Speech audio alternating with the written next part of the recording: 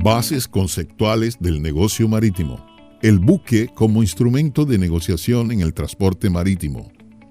Definición. El buque se define como todo artefacto flotante, autopropulsado, capaz de realizar una travesía de un lugar a otro utilizando sus propios recursos, lo que nos indica que cualquier otro tipo de elementos con capacidad de flotar, pero sin las características de autopropulsión o autodesplazamiento, no entrará en ese concepto. A ese tipo de elementos se les denomina artefacto naval. Entonces, todo artefacto flotante sin propulsión que sirva como soporte a las actividades relacionadas con la navegación marítima o fluvial será considerado como un artefacto naval. Desde el punto de vista jurídico, se incluye bajo el concepto del inmueble. Por ficción legal, esto quiere decir que para la ley, el manejo de los buques debe hacerse como si se tratara de un pedazo de tierra, ello debido a los intereses tan onerosos que se integran en una embarcación, así como las características internacionales que tiene su movilidad y el tipo de negocios que realizan. De igual forma, la necesidad de mantener una reglamentación uniforme en las conductas que a través de los intereses que en ellas se integran. Encontramos que internacionalmente el buque tiene diferentes expresiones para su denominación, y así vamos a encontrar en todas las relaciones contractuales y normas alrededor del mundo las siguientes expresiones para referirse al buque. En español, nave, motonave, buque, barco, embarcación, bote. En inglés, ship, motor vessel, boat, stream ship, motor ship, carrier. Identificación.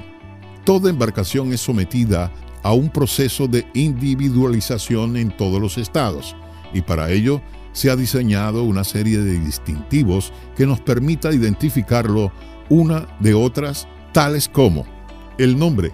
El nombre de la nave o artefacto naval no puede ser igual al de otra nave o artefacto registrado. A tal efecto, la reglamentación de cada estado regulará la imposición, uso y cese de dicho elemento de individualización. El titular del buque ha de elegir el nombre conforme a ciertos criterios, como que el nombre no ha de coincidir con otro y asignado o reservado a otro buque en construcción. En el caso del nombre compuesto, no ha de tener más de 3 palabras. Podrán utilizarse anagramas siempre que no se preste a confusión, así como números a continuación de un nombre. El número de registro es el de inscripción en el registro del estado correspondiente. La autoridad marítima de cada país otorgará a toda nave o artefacto naval que se inscriba en el registro un certificado de registro provisional o definitivo según corresponda, en el que conste el nombre de la nave o artefacto naval, en el de su propietario, el número de registro, el servicio para el cual está autorizado y la medida de los arqueos brutos y netos, así como los demás datos contenidos en el folio de su inscripción. El número de registro IMO u OMI. El número de identificación IMO, sigla que corresponde a la International Maritime Organization, en español conocida como Organización Marítima Internacional, se introdujo en 1987 con la adopción de la resolución A.615 como una medida destinada a mejorar la seguridad marítima y prevención de contaminación y facilitar la prevención del fraude marítimo. Su objetivo es asignar un número permanente para cada buque con fines de identificación. Ese número se mantendrá sin cambio en la transferencia de la nave a otras banderas y se inserta en los certificados del buque. Cuando se hizo obligatorio a través de la regla 11/3, adoptada en 1994, el número internacional IMO debe asignarse obligatoriamente a todos los buques de pasaje de arqueo bruto igual o superior a 100 toneladas y a los de carga de arqueo bruto igual o superior a 300 toneladas. La aplicación del régimen se hizo obligatorio para todos los buques a partir del 1 de enero de 1996. Los buques pesqueros no están obligados a identificarse con el número OMI. Cuentan con la cédula del buque pesquero, que es un documento identificativo emitido por la Autoridad Marítima Pesquera de cada país. Puerto de registro, también conocido como puerto de bandera o lugar de abanderamiento de la nave.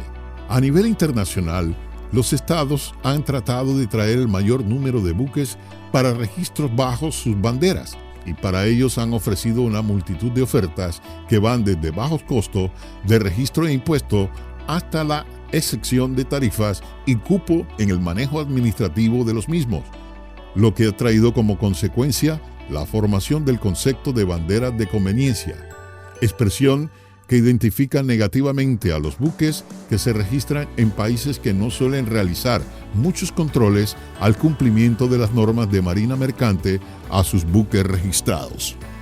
El domicilio de los buques es un primer dato de identificación que normalmente viene a coincidir con el del puerto donde aquel está registrado.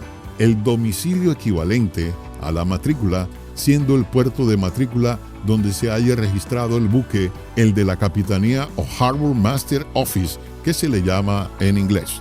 El titular puede elegir el puerto de matrícula, pero una vez hecha la matrícula definitiva, esto tendrá carácter permanente e invariable, mientras que el buque conserva el derecho de enarbolar el pabellón de estado en donde aquella fue realizada. Conexión entre el buque y el estado del pabellón.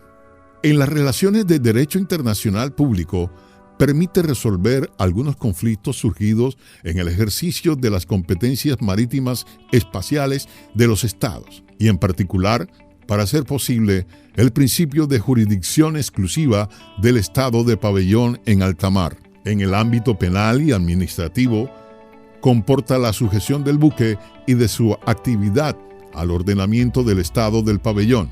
En el derecho convencional uniforme de la navegación, la nacionalidad sirve para limitar el ámbito de aplicación de los tratados y el derecho conflictual. La nacionalidad es, en muchos casos, punto de conexión para determinar la ley aplicable a los derechos reales sobre el buque y a los actos jurídicos celebrados a bordo durante la navegación. Los buques pertenecen a la nacionalidad del estado cuyo pabellón estén autorizados a enarbolar, y otorga competencia a cada estado para establecer los requisitos necesarios para la inscripción de los buques en un registro de su territorio y para que tengan el derecho a enarbolar su pabellón, así como para expedir los documentos pertinentes. De igual manera, se prescribe que ha de existir una relación auténtica entre el Estado y el buque, que se descompone en dos aspectos: uno de contenido económico y social y relativo a la nacionalidad de los propietarios, administradores y dotaciones; otro técnico o de seguridad, que se concreta en los deberes de jurisdicción y control durante toda la vida del buque.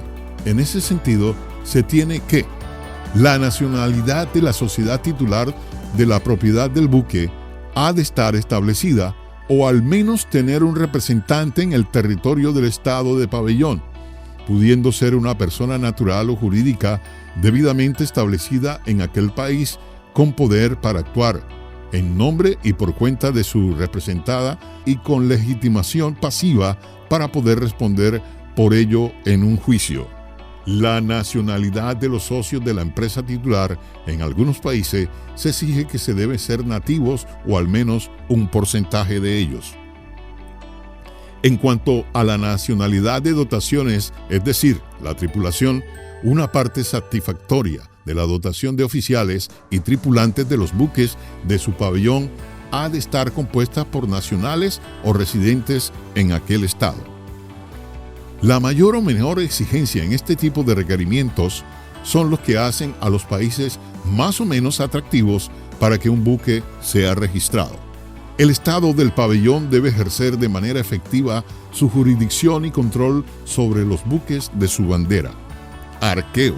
El arqueo es el modo de medir el tamaño de los buques a partir de su volumetría.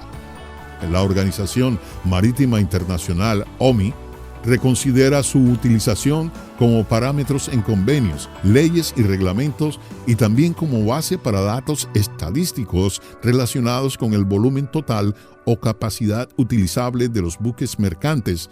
Entre otros, dependen del arqueo, la tasación de derechos y servicios de puerto, dique y paso por canales, así como las atribuciones de los títulos profesionales de la Marina Mercante. El tonelaje de arqueo es una medida generalmente de carácter fiscal. La Conferencia Internacional sobre el Arqueo de Buques de 1969 fijó la definición y cálculo de arqueo bruto y el arqueo neto, que fueron adoptados por la OMI en ese mismo año. Desde 1982 se emplean los términos arqueo de registro bruto, en inglés Gross Register Tonnage, que se mide en unidades GT, y arqueo de registro netos, en inglés Net Register Tonnage, que se mide en unidades NT.